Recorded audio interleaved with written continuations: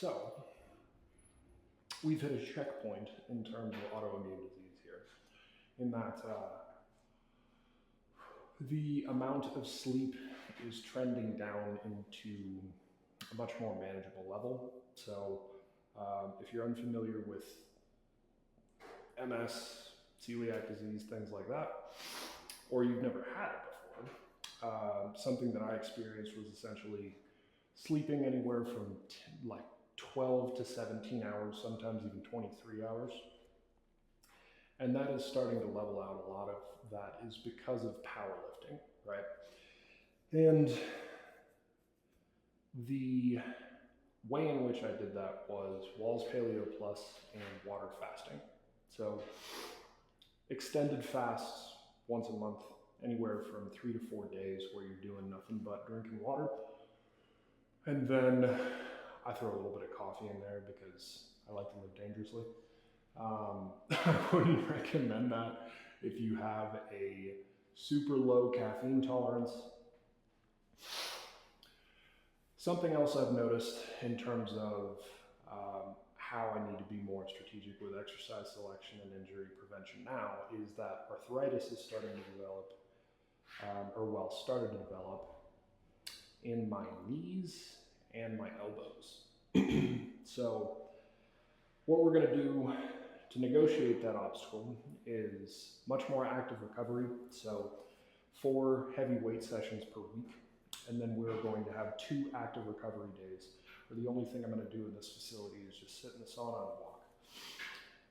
I've found that heat exposure therapy, or in other words,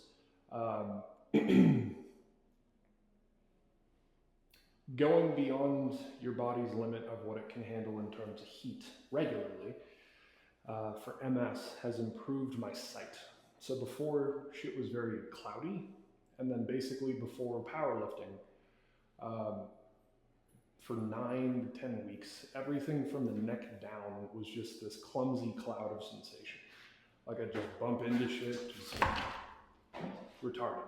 And it was because I think it's called the axon, like some part of the nerve cell in the muscles didn't get enough of a electrical current and it didn't get the proper nutrients to conduct electricity.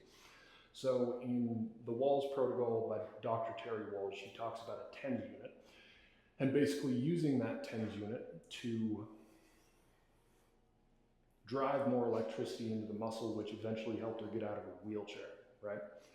And powerlifting has the same mechanism of action in my experience. So from here, I'm going to be using the Squat Bible,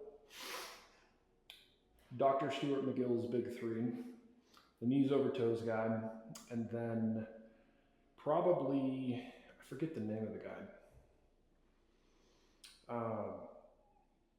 I think it's Athlean X, but I need to use a system of injury prevention to fix up femoral acetabular impingement in my hips. So I stand at about 6'5". I am 220 pounds.